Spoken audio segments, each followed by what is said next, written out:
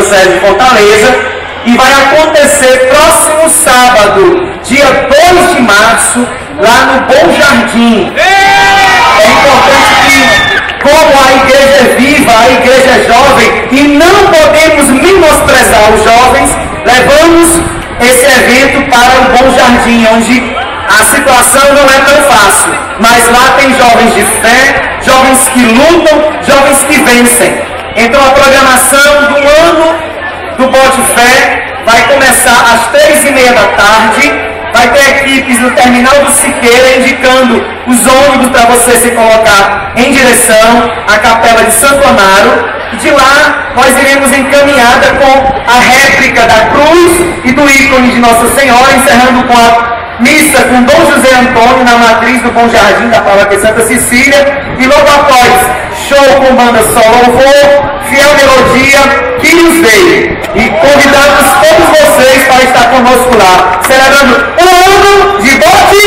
Fé! Bote Fé! Valeu, Watson! Valeu, Watson! Desde já, muito obrigado. Eu quero só lembrar aqui